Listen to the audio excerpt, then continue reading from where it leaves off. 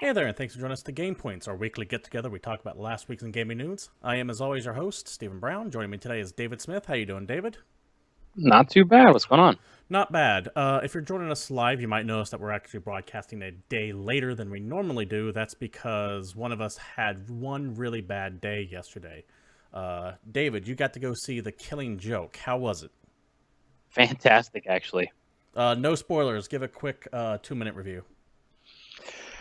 The Killing Joke film is the movie adaptation of the 1980-ish classic Batman graphic novel, The Killing Joke, and it is considered to be one of the darker materials of all of the Batman lore, That is absolutely. chronicling It some is of actually. It the is very, very dark. I will give it that much. outrageously dark, and the film is just as dark. It is definitely an R-rated animated feature, which is fun, and yeah, it was great. I don't know if you've ever read The Killing Joke personally. I have. Okay, yeah. So it felt really good watching it, and there's points in times where you're watching the movie and you're seeing scene to scene from the graphic novel, Okay. and it was really cool.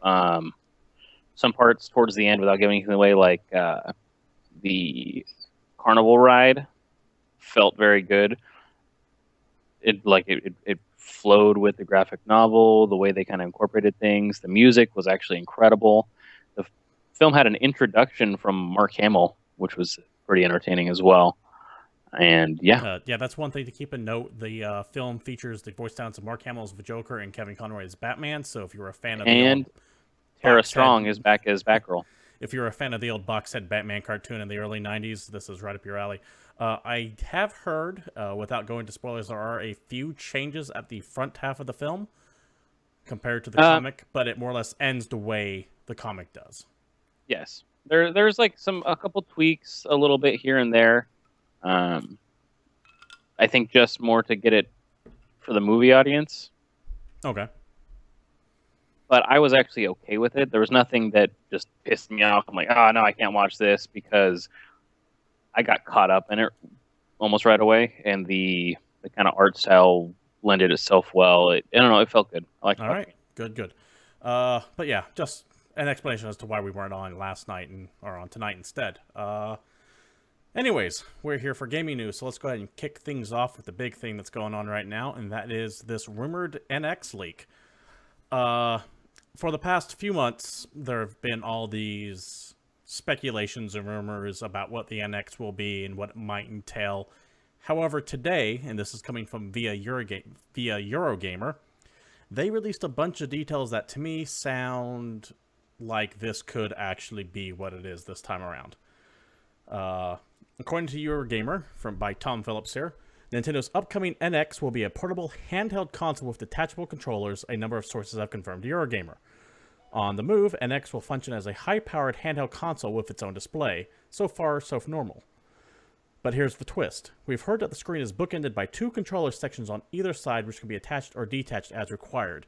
As you can take a look here, it kind of looks like a Wii tablet, a little bit more square, and then once you take it as a portable, the tablet itself can kind of prop itself up and the two controllers come out to the side.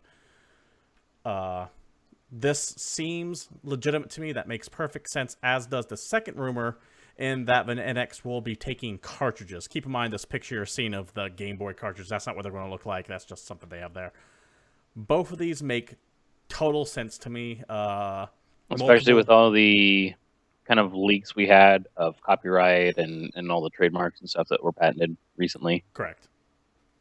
1 second, sorry. Did you forget to mute your phone? Yeah, so I'm trying to turn it down so no one's So hearing it while go you're doing that, off. I just want to discuss the NX rumors that we're talking about here. So last week we were talking about what we want Nintendo to do that would actually get us to buy the console. And the very first thing I said when we started that discussion, if you remember, was don't give me a bunch of gimmicky shit. And that's Yes. again, it's a Nintendo console. They're doing the Nintendo just I already don't want it. Here's the thing. I don't necessarily hate this on its face. Uh, as long as you look at it from the standpoint of this really isn't a console as much as it is the most high-powered handheld you possibly have ever had. It's the 3DS. It's the next 3DS that I don't want to buy. Okay, fair enough. I don't hate this.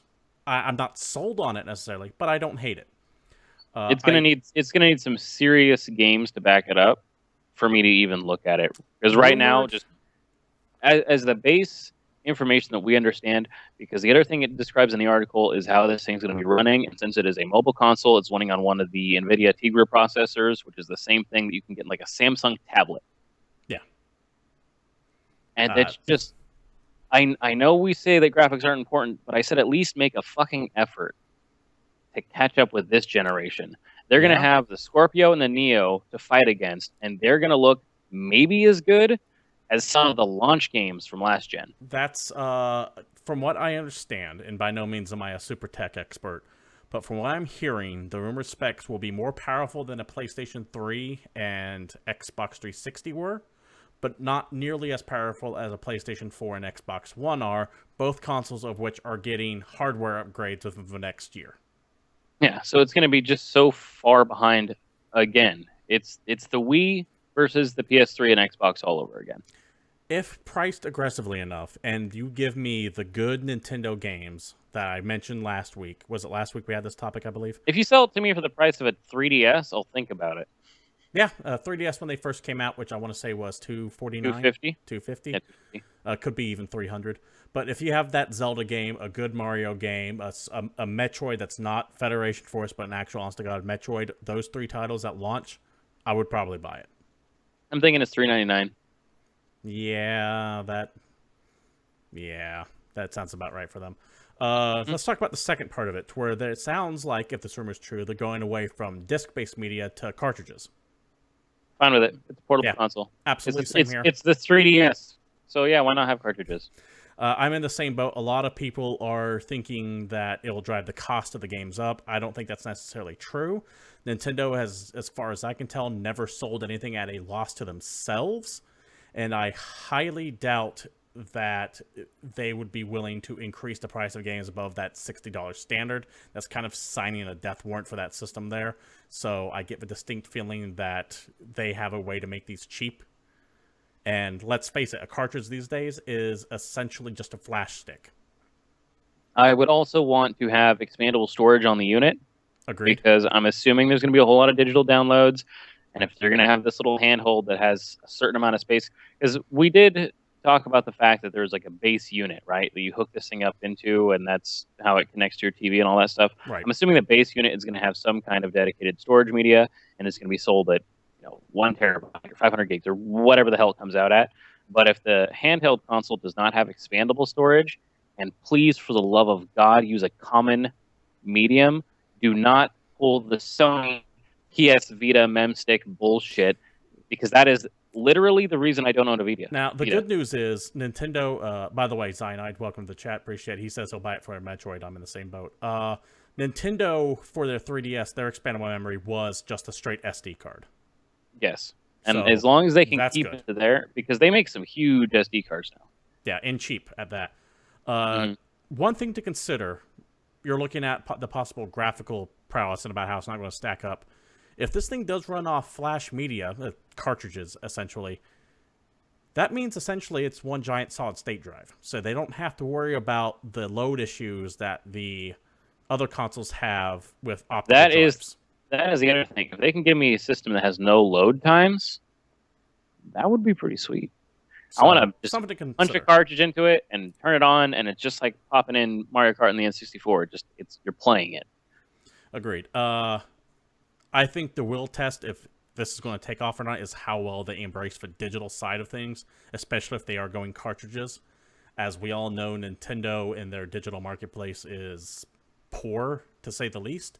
So the I'm fact that I hoping, still can't play Super Nintendo games on my regular 3DS is garbage. Absolutely. I'm hoping that they address that issue, but a positive is, because if this is going the way this rumor sounds, and it's all cartridge-based media, and it's all flash drives with hopefully expandable memory, that makes this thing very easy to hack into and to upgrade. And then that'll So be the other challenge is they're going to try and avoid hacking and custom firmware and all the other stuff that kind of comes along with this territory. It's part of what killed the PSP, and it's definitely what killed the Dreamcast. yeah, we'll definitely see how that pans out. I would say you would get an official confirmation at Tokyo Game Show, which I believe is September. I get the feeling that's when they're going to roll this out. They kind of I have like how I called a while ago that a bunch of new information was going to hit in TGS, and you said, no, that show's way too late. Suck it. Hey, I thought that show was ready too late. That's the absolute latest that they can push this to if they're going to release it March of next year. That's September, October, November, December. That's 6 months, which is a very short fucking turnaround time for a console. Especially since we don't even know what it's going to be called, because I highly doubt it's going to be called the NX. Wii NX. I don't know. I think they should call it the Nintendo and then a number. For Nintendo 428? Yeah, why not? Just something random. Why not? Or pull the Windows thing and just count up all the Nintendo consoles and call it like the Nintendo 6. That actually, I think, would be really cool. Right? If they just went, okay, this is... Well, hold on. Let's see. Nintendo, Super Nintendo, and I'm doing American systems here. Nintendo, Super Nintendo... N64. N64, GameCube, Wii U. Call it the N7? No, within BioWare sues them. Yeah. For Mass Effect. But there's also the fact that it's a potential portable system replacement as well. So you're thinking that they're going to use this one box to replace both your Wii U and replace your 3DS. Well, so would we include all the Game Boys? Because then all of a sudden it's the Nintendo 28. This is Nintendo. They named their thing the fucking Wii U. Let's think of the dumbest thing we can possibly think of that would make sense like here. the cheesiest possible Nintendo name for a console. So like the Nintendo Play. The first thing I was thinking of was the Play, or like the Play On. Yeah, something like that. If they had balls, they would just call it the Nintendo. Yeah, that'd be just sweet. Reboot the entire franchise. This is the Nintendo. Yeah, dude, get your Nintendo on. What Sega don't. I actually really like that. Sega don't. I would like to see it just called the Nintendo, or they could call it the Nintendo Next. Nintendo Next sounds like something they would do. Or the N. The big N. The big N.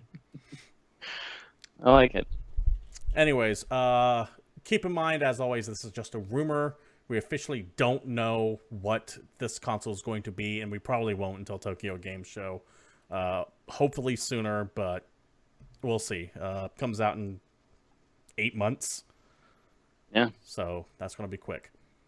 Next topic. There is no nice way to just transition into this. It's a bit of sad news, but professional skier died while filming for Ubisoft's Steep. If you recall, during the E3 press conference, Ubisoft ended, or it was the second game to the end, with a open world skiing, snowboarding, extreme gliding sports, game, the winter extreme sports game. Yeah, called Steep, and they were doing some filming, and someone died from it. This article comes via the IB Times, co.uk. Pro skier Matilda Rappaport dies while filming for Ubisoft winter sports game Steep. Professional skier Matilda Rappaport has died at the age of 30 following injury sustained when she was caught in an avalanche during the filming of promotional material for the upcoming Ubisoft winter sports game Steep.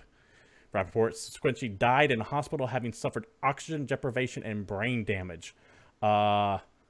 That sucks to hear. I mean, condolences to everyone involved in that. And they had some promotional material with her that was already released where, obviously it's an extreme sports downhill game. And she was going out and doing tricks and parachuting from helicopters on the mountain and doing all this crazy stuff and was basically skiing and got caught in an avalanche. I mean, it happens. It could have been happening. It could have been happening regardless of whether or not there was any film there. Yeah. Or whether or not there was a GoPro. It sucked. Make no mistake. This isn't us condemning Ubisoft for putting someone in danger or anything like that. It's no just way. One of those things that happen when you are a extreme sports professional, as it were. This is always part of the risks on there. It sounds like a very gruesome way to go, because keep in mind how she died was from oxygen deprivation and brain damage, meaning she suffocated to death. And I can only imagine how long that actually takes when you're buried under snow. Ooh, okay, yeah, Yeah, that's a little rough. that's That's heavy. yeah, it's not good. So our thoughts go out to her family and anyone that might have been involved in that. I mean, how do you really I go don't know on from there? I don't know how to sign that off. There's no cute transition for this one. So next topic is going to be Overwatch's new patches, which seem a little bit Regular. Yeah, seem regular compared to after going through that. But essentially, last week, Ana, Overwatch's new hero, joined the roster to Blizzard's big hit hero shooter, as well as a few changes. Now, we went over what Ana was going to be last week. She's a support sniper. David, what else she do? We discussed some of the other changes too. So basically, she shoots people. If she shoots a friendly, they get health. If she shoots an enemy, they don't. Yep, that's the shortest version. She's got a sleep dart and a healing or debuff grenade. But the problem is while Ana is really fun to play and she's like well designed, like she looks cool, she's got a cool aesthetic and everything, she's kind of bad, I want to say. Just because she's never on the top of any like tier list, she's never high placed in any game, she never gets any trophies or votes because she doesn't really have enough of a kit. correct. She can't get play of the game. She can't even get on the final voting scoreboard as she sits right now. Just because her damage output's low, her healing output's actually really low. I mean, she has some cool abilities. Her ult is really cool, but she just doesn't have quite enough. So they are changing her a little bit in this next patch to try and boost her up a little bit. They're, I believe, putting more shots in the magazine for her rifle and decreasing the actual reload time, because that is one of the main things that she has and between I believe her firing speed's gone up where. That's the main thing between her and other healers. Other healers don't have to reload, continue healing, just keep healing. So that's those are down a bit. So hopefully that'll help out. I brought up the patch notes for July 19th, and they go into details about everything that she is. Keep in mind, like you said, they did today increase her fire rate, I believe, and her magazine size to try to make her a little bit more competitive as far as that goes. A couple of other heroes also got some fill-in as well, too. One of them is D.Va, which probably had the most major change of them all. They completely reworked the way her defense matrix works. She's a huge threat now. It's great. Yes. She's an actual tank. Her defense matrix before is you pop it and it's up for 5 seconds and then it went away. Now it's you press it and you kind of have this meter. Yeah, it's a toggle. Like Reinhardt's shield. It doesn't last as long as Reinhardt's shield, but it blocks all damage instead of just a little bit, or doesn't have it doesn't have a health bar. Yeah. And it recharges pretty quick. In addition, they made her ultimate a hell of a lot faster to charge up and a lot faster, harder to get away with. It's 3 seconds instead of 4, according to here. And it doesn't kill her. McCree also got a change. They made him way too strong. Yeah, and they've already fixed that, as it were. They essentially increased his optimal range. Before, his damage would drop off dramatically once you got to mid-range or long. Which makes people turn him into a sniper. Yeah, they changed that now to where it's full damage up to long ranges, but not extreme ranges. And now they have since gone back and fiddled with that some more. Mercy's res has been changed. Takes longer to charge, but she can move when she casts it now, so she's not just going to immediately die when she fires it off. And Zenyatta actually got a lot of a buff, too. His shields have been increased. His buff and debuff orbs have been their speed has been increased, and his ultimate healing heals a lot more, a lot faster, and his speed has increased as well, so you can kind of cover more area. He's actually pretty useful. Yeah, Zenyatta was the weakest of the heroes on there. He was the only one that wasn't getting picked in competitive play for the most part. There's just everyone else could do what he could do better, essentially. Yeah. So there are some pretty good Overwatch changes on your way. Next topic, and this one's kind of odd. No, I like this one. Detective Pikachu live-action movie coming from Legendary Pictures. This comes via The Hollywood Reporter. Legendary Pictures and the Pokemon Company on Wednesday announced that they will launch the first Pokemon live-action film franchise. Film franchise, mind you. That means there's going to be multiple of these. based Sweet. on Detective Pikachu, a new character in the Pokemon movie. Now, I do have, first of all, I'm going to update the ticker down here. I do have some concept art of what live-action Pikachu might look like here. Let me bring this up. As you can see, we are hoping for Danny DeVito to play Pikachu. With all apologies to Brandon Bird for using his art. I'll link him down beside the YouTube page. But yeah, Detective Pikachu, man. So what's funny is I do want to tag onto this. Now it's not an article that I think you have ready, but I'm sure you've looked at it or seen it in the last few days. Because one of the things we talked about is when this game came out, it was huge, big hit. Everyone's playing Pokemon Go, at least a lot of people are, and Nintendo shares skyrocketed through the roof to biggest news. The biggest news of this last week was actually the fact that Nintendo's value actually surpassed Sony's, which is huge. You know how long it's been since that has happened? Especially since Nintendo is only a game company and Sony is a multimedia company. Yeah, multimedia. So the funny thing is that the glamour has kind of started to fade when investors made the shocking realization on Friday after a press release from Nintendo that they don't actually own Pokemon Go. Nope, they just licensed the name.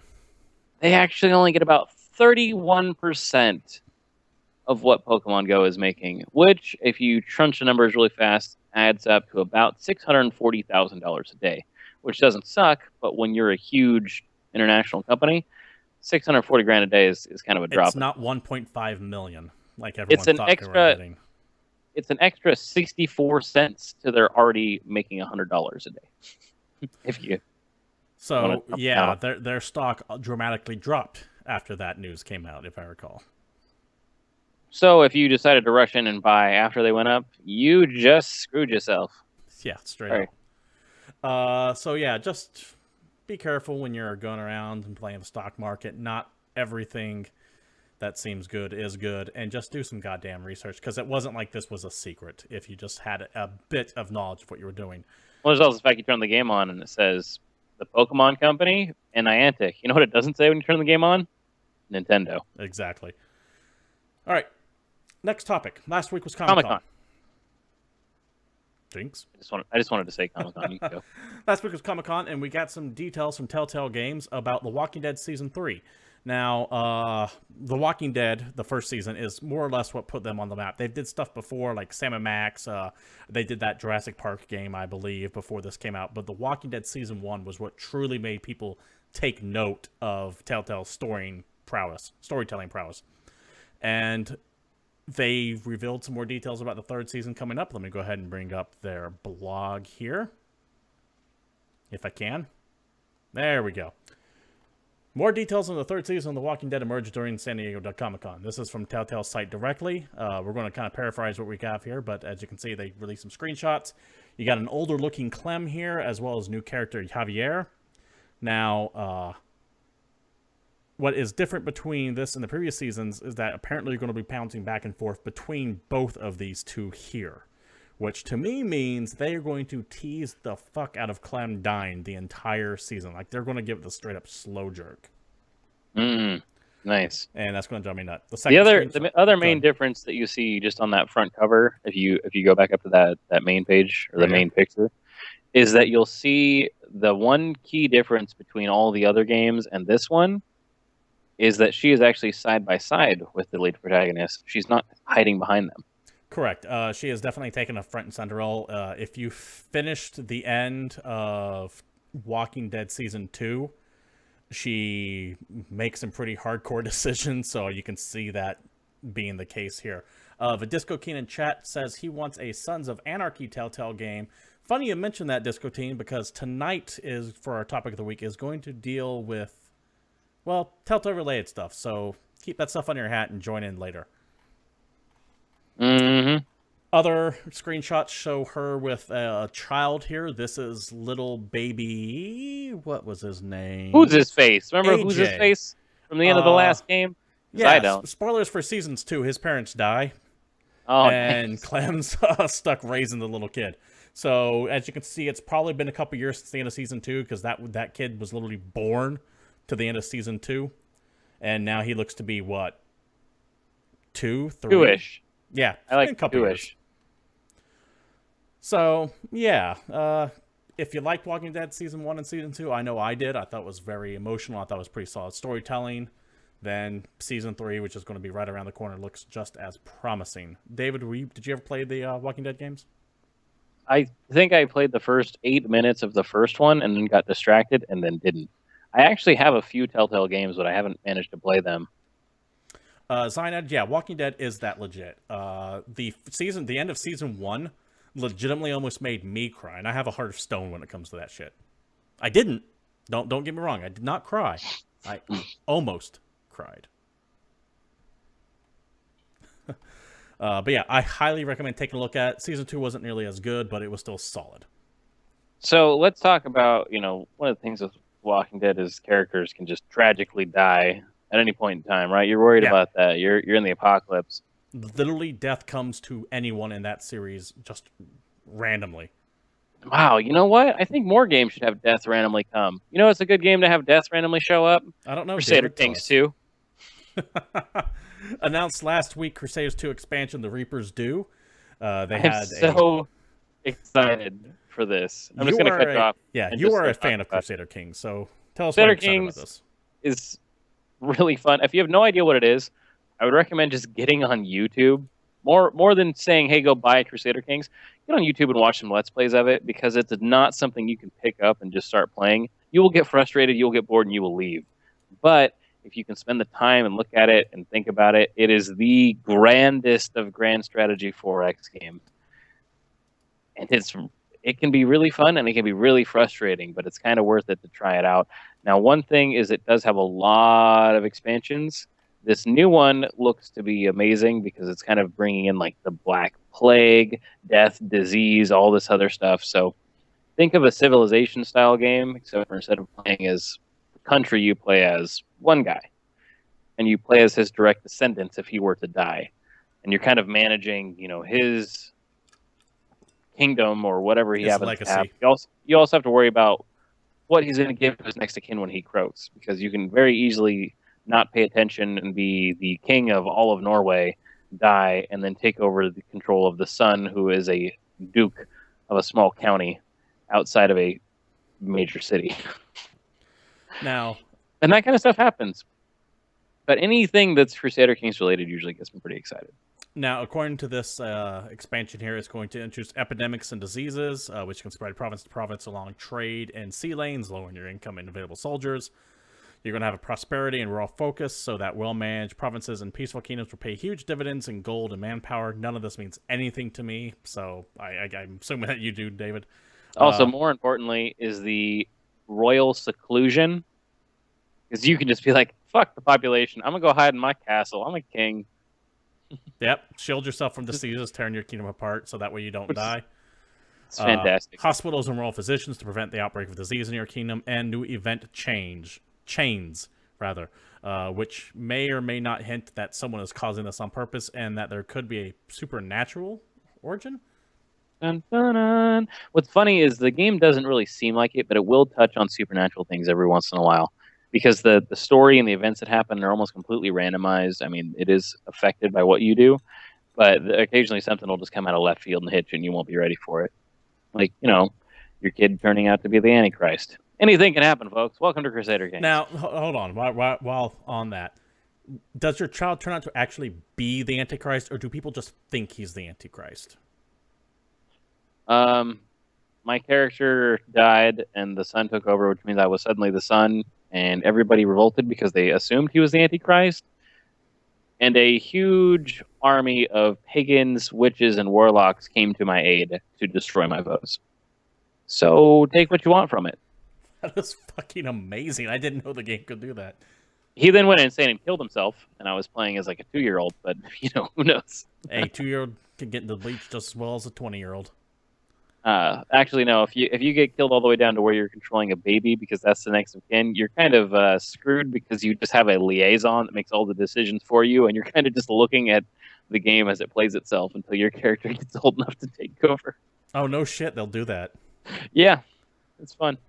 Because you're a baby, you don't make decisions. Yeah, fair enough. I need to take a closer look at Crusader Kings. Like I said, your best bet if you want to play it is to actually just watch YouTube. Um, just sit down and watch some Let's Plays. That is your best bet to try and get into it at all. Otherwise, it's going to be very, very difficult to have fun with it. Because if you just load it up and look at the tutorials, it is just bricks of text. Yeah, it does look fucking intimidating at first. Mm-hmm. All right. Last bit of... Go ahead. It's fun. Last bit of news before we wrap into new releases here is System Shock is coming to the PlayStation 4. Now, normally, I wouldn't really go into this because who cares, but I remember distinctively... How excited are you?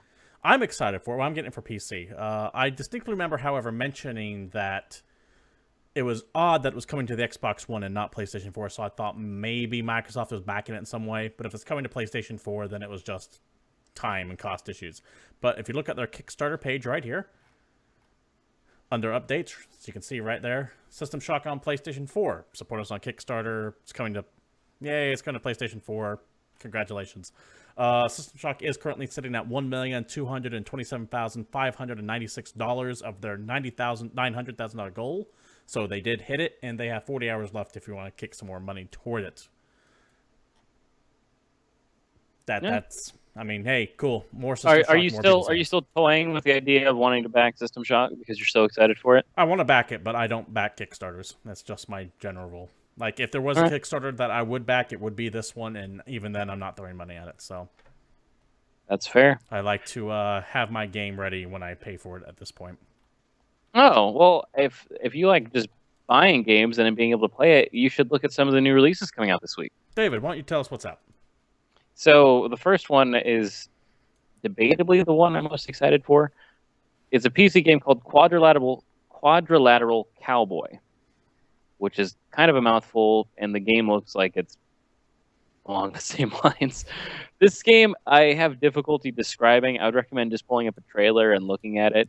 It has a weird, almost Katamari-like aesthetic, but it's a 80s fueled hack the planet game. Yeah. Played in first person, where you actually, the first thing you do in the game is you build your PC, including putting in the CPU and plugging in your big ass 256 megabyte RAM. And then you plan these elaborate heists where you have to show up, you hack things on site, and it's like real time. The hacking is fairly simplified. I mean, you're just putting in basic commands. But while you're doing it on your kit, you're able to look around and see what's going on to the point where you can enter a command, hit enter, and watch as the door opens. But it's kind of got some puzzle aspects where you have to time it. So if you're breaking into something, you have to put in a series of commands and hit enter, and your counter starts going and you're running so that this door opens and closes behind you, this light turns off, this camera turns off, and it has this kind of neat just mechanic built into it. And then there's the downtime where you go and learn about your team. But like I said, the art style alone makes me interested in it because it does have kind of that weird Katamari-esque. It's like Katamari had sex blocky, with Minecraft. Yeah, blocky, pixelated, and it just looks pretty funny to me. If you have, this is made by Blendo Games. These are the guys that made 30 Flights of Loving, and the art style is very reminiscent of that. But they also made the excellent Atom Zombie Smasher, which is a great top-down, classic-style game where you're just blasting purple cubes that are supposed to be zombies. I recommend taking a look at both of them. They're both excellent games. Yeah. Also coming out, we have the Vault-Tec Workshop hitting for Fallout 4. That's on everything that Fallout 4 is on. It is your... I mean, if you don't know what's going on in Fallout 4, you probably have an idea. It's just more workshop stuff. It's very similar to the workshop add-on I think that came out a while ago the for contraptions. the robot. The contraptions. It's just more stuff for you to build. So if you're really into building, you're really into cities, you're really into designing stuff for your Fallout towns, go to town. I think it's the worst part of the game, personally. Build some more armor, build some more guns, build some more whatever. This focus, of course, on making vaults. But yeah, I think I have no interest in building anything in Fallout 4. I just like killing Deathclaws and saving dog meat. The thing you're probably most excited for this week We Happy Few actually gets early access this week on PC. It looks We Happy Few being so the goddamn good. 1960s-esque drug-fueled. I don't know. It's got like some Clockwork Orange in it. It's got, I don't know. Watch the original trailer to We Happy Few if you have not already. It's a story-based roguelike survival game in which your character has decided to stop taking his joy, which is mandatory for all citizens, and you start to see the real world, which then upsets people, and you realize that this is very much a Big Brother type of place. Yeah. Cameras everywhere. People look at you while they're on their joy, and they're very concerned that you don't seem happy, and constables chase after you. Procedurally generated, I believe? I believe so. Yeah, this is something we've been waiting for It looks fantastic. You know? It is entering early access, so I'm not going to pick it up just yet because I like my games to be finished before I play them. But I am very tempted to see if I can't get a look at it at another date, possibly even sooner than later. But yeah, We Happy Few looks amazing. What else is out, David? Headlander on PS4 is a game that I think looks hilarious. It's a Metroidvania-styled game where you control a head. This is from the folks at Double Fine, if I recall, yes? Yes, this is a Double Fine game, so there's a bit of that humor in it. I know you don't really care for the Schaefer, as it were, but when they have games actually come out that are finished, they tend to be funny. Well, I'll wait for reviews to come in on this one before I put any faith into it. Well, we have to decide if it's finished or not. But you're running around and you can shoot androids, and then you can pop your head off the android that you were recently taking over and take over a new one and wander around as that guy. It is definitely an interesting mechanic. I'm reminded of that weird indie comic, The Amazing Screw-On Head. Okay. I don't know if you're familiar with that at all. No, it's exactly what it sounds. The dude could take his head off and put it on other stuff, and it gave him different abilities. Sweet. Also coming out, Banner Saga 2 is hitting Xbox One. It's already on PS4 and PC. It's a fantastic game. Highly recommend you play the first Banner Saga, because it literally starts at Chapter 7. So it's going to assume that you have played the first Banner Saga. No backstory or anything. It just goes. And you can import your save over. Sweet. Also out this week, Hyper Light Drifter is hitting PS4 and Xbox One. That came out on PC a while ago. Very stylish 2D action game. It's kind of 8-bit, 16-bit, but the designs make it feel kind of like a Shadow of the Colossus meets Dark Souls. I mean, there's boss fights, there's running. The music and the ambiance really sell me on this game. I think it's very cool. It's pretty solid. I'm reminded of, and I think it's Landstalker on the old Sega Genesis. I could be wrong on that, but I'm reminded of that style of game. It has a Zelda-esque quality to where you're exploring areas. It doesn't really have the dungeons, but it has the exploration. Yeah. Also, this is a game that I was kind of excited for when they first said that this was coming. I think we talked about it a few weeks ago. The remastered editions of Marvel Ultimate Alliance 1 and 2 released this week. I don't even know if they're remastered. Hell yes, dude. Remember Ultimate Alliance 1? That game was fantastic. And both of them were excellent when they first came out. PS4, Xbox One. They're shit. Yeah, apparently total dumpster fires, so don't get them. So they were published by Activision. The developer for these games is a company called Zoe Mode, whose other highlights include some iToy games, some dancing games, some Love Zumba stuff. Zumba stuff. Very, very unfortunate. From what I've read or what I've understood, the PC versions are completely borked. Xbox One controllers don't work on them at all. Sound issues, control issues, graphical glitches, mechanical glitches, just all kinds of things that render it damn near unplayable. You're better off just busting out your PS3 and paying the old ones. Yeah, Sorry. Be aware of this one. It sounds like it's, well, like I mentioned, a hot dumpster fire, so stay away. Thanks, Activision, you dicks. I was so excited for this. Final thing that comes out. And they're $40 each. Oh, yeah, fuck that. $40 for a PlayStation 2 game, or $60 if you buy them both. So for $60, you can buy 2 PlayStation 2 games that you can buy used for less than $2 now that don't even fucking work on what you're buying them on.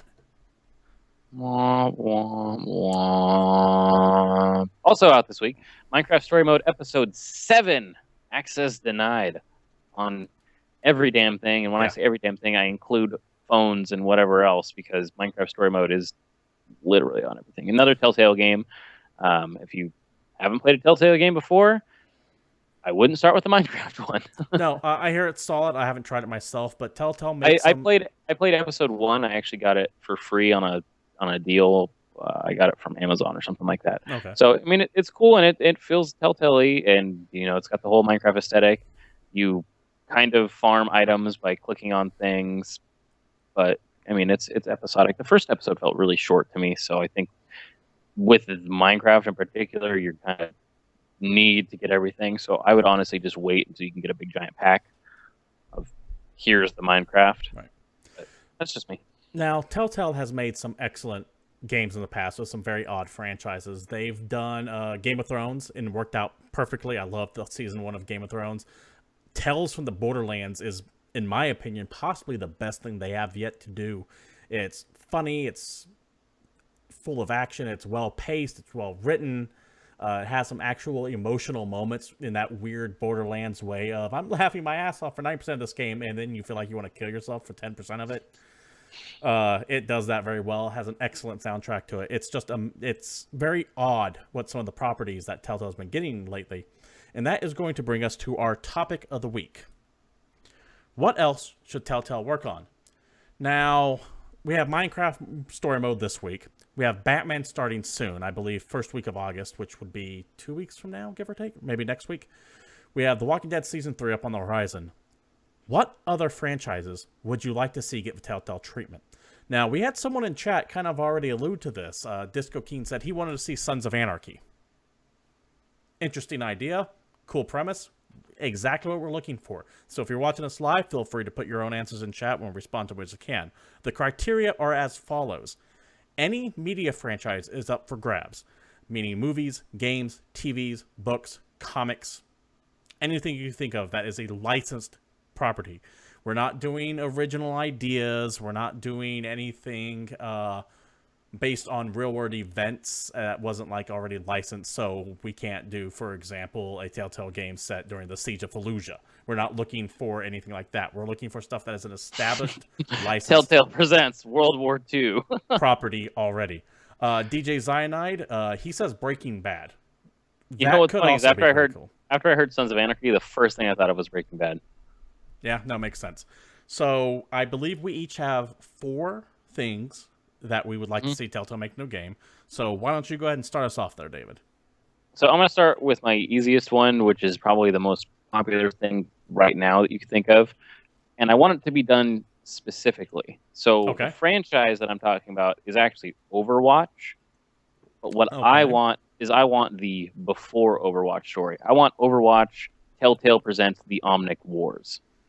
Ooh, that would be good. I can see that. Have it end with the fallout between Reaper and 76. Exactly. Not necessarily you're playing as like a major character, but you're playing as someone who's there, or maybe just one of the characters that isn't in the game yet. You're someone who's in the Overwatch program, and you're watching as they band together, they take care of the Omnic problem, and everything falls apart. That would definitely be interesting. You can cover a lot of the backstories that way. You can talk about what happened on the research base on the moon. What was it, Horizon, I believe it's called. Because the story that we don't even know of Overwatch is honestly what keeps me interested in the game. Yeah, same here. You can find out what exactly the Doomfist was. Hell yeah. Or all 3 of them, since apparently there are 3 of them. Doomfist party. Yeah. That sounds fantastic. And right on the lines of what we're looking for. Cyanide in chat says Overwatch would also be great. Or not Overwatch. Warcraft would also be great. I could definitely see a Warcraft. Oh, yeah, dude. Then I would know what the hell's going on. My first one. Sherlock. The BBC Sherlock with Benedict Cumberbatch and Bilbo Baggins in it. Just a series of episodes of them palling around, doing what they do on that TV show. I'd absolutely love to see a heavy detective-focused Telltale game where you're going around gathering clues, trying to piece together what the fuck is going on. So I was going to save this one for last, but I'm going to have to go into it just because you said that. Okay. But I also have one that I want that is very detective-heavy, and it's based on a major franchise, but you wouldn't find out what franchise it is until the end of the game. That's the whole point of this concept. Okay. The only thing you know is that you're playing as a newly promoted detective who's in a major crimes division, and he's investigating some crazy shit that's happening in his city. Okay. And all you know is your character's name is Jim. Go on. I'm really worried that you might have picked one that I have, but go on. So while you're going through, there's just more and more stories that are way outside the realm of normal crime that you've dealt with as a beat cop and everything else. And you're dealing with crimes on a level that you don't understand, like criminals killing major mob bosses, and you start hearing stories of a man or a woman you don't even know that you're starting to think is responsible for all of this. So it's kind of a manhunt to find this person responsible for all this crazy, not necessarily gang violence, but just criminal activity that is ramping up and ending very, very violently. And over the course of the game, you're following these clues. He never says what city he's in. He always just refers to it as the city, and you end up in a club, and you meet the owner, and his name is Cobblepot. Oh, interesting. You want like they are doing a Batman game, but you want a I don't want Commissioner that one. Gordon Batman game where it Yes. uncovers the idea behind. Okay. Yeah, I like that. I like that a lot. That is what I want. I don't want you to know what's going on. I want you to just be thrown in as a detective trying to understand what's happening, and you think you're hunting for this guy. And I don't even want, like, for the example, the first episode, Batman wouldn't even be in it. You wouldn't see him. You wouldn't know about him. You would just be hunting clues. And if you're really paying attention, if you're like a big comics fan, you'll see these illusions, but it's never just transparent until that ending scene where you meet a villain. I like it. I like that idea. That's a very cool idea. My next one. I don't want to say similar in vein to yours, but it's going to take the role of someone who's not considered really a main character of it. I want to see Telltale do an Aliens game. And not specifically like aliens like busting as Clone Marines. I want to see the fall of Haley's Hope. I want you to play Newt as when the colony is falling apart around her. Starting off with her family coming back from the derelict and her father having a facehugger on his face over the next 3 weeks as the aliens just start spreading, people start disappearing, they don't know what the fuck's going on, and then all of a sudden they just get full out assaulted. You have no real weaponry, you have no guns, you're just having to hide and hold out. That sounds perfect for a Telltale game to me. It sounds pretty cool. David, your next one. So my last two are franchises that aren't overtly popular. Okay. I mean, I happen to be a fan of them. I know for a fact that you're a fan of one of them, so that's the one I'm going to go over first. And that is a game. This is actually one that I'm stealing from my buddy Alex, who had this genius idea of you're playing a man. Yeah, I'm stealing this. I'm stealing this directly from him. You're playing a man who starts investigating all this crazy shit. And by the end of it, you see a figure, and you don't know what the hell it is, but your vision's distorted, and things start to get just demonic and runic and just fucking creepy. And you'll get it because over your shoulder, you'll see a man saying, "Get down." And he's a member of the Inquisition. Okay. It's Iceborne. We're talking a Warhammer 40k Telltale game, where you play as some fucking guy on a planet that doesn't know he's in Warhammer 40k. I could get into the idea of an investigative 40k. A lot of people hear Warhammer 40k and they think just a tabletop game or massive battles, but they actually have this very big role playing system to where you just bust out and you are an Inquisitor set to investigate chaos. And a lot of that is very detective work. You can put some horror in there if you wanted to. It's just going around trying to figure out what's going on. And that might work very, very well with the Telltale formula. No, That's true. My next one, a little bit more obscure as well, probably in that same 40k realm of that most people probably won't really know what it is I want to see Telltale do a Dresden Files game. One of his smaller Dresden Files, if you don't know, it's a series of books about a modern-day wizard that also works as a detective. I want to see some of his smaller case files. I mean, there's a lot of lore there you can draw upon. I think it makes perfect sense for the episodic content, the episodic formula. I got nothing else to really sell it on. If you know the franchise, I think you can probably see where I'm going with it. Hmm. I see what you're saying. That's cool. Give us your last one, David. My last one is from my favorite franchise, which again I share with another guy. But that's going to be BattleTech, All right. or a mech warrior game in the vein of maybe some of the old novels, or even like a mercenaries Expansive style lore, game. heavy universe. Very, very lore heavy. A lot of stuff There's that focuses on there's not just the so fighting. many things you can pull from. I would actually like to see it in the early part of the history where it's very much political infighting. There's a whole lot of crazy shit that happens if you go back into the BattleTech and MechWarrior lore. Before Steiner and Davion joined forces and all that. Exactly, where all the houses are constantly at war. People are running around fighting in giant battle mechs, but most of that is being decided by a bunch of stuffy ass motherfuckers in a room that are drinking fancy drinks and eating fancy cheeses. This would make better sense as like the behind the scenes game of BattleTech, to where you're not really commanding a mech, but you're there with the intrigue and we have to assassinate this prince or this lord of a house somewhere. But it does have a very, very limited fan base, I think. Yes. That would be like the game that they made for me. Also, Zugwarrior in chat says a Star Trek First Contact Telltale game. I'm having a hard time picturing what that would be like. Plays someone on more or less the Enterprise who's going into new systems and meeting people for the very first time and deciding how you proceed with it. Well, are we talking just First Contact in general, or the movie Star Trek First Contact? Because that's what I was thinking of. I don't think he's referring to the movie. I think he's referring to more of the space exploration, okay, and meeting a new species and being that link between humanity and an alien race. Yeah, I can. That would be fine then.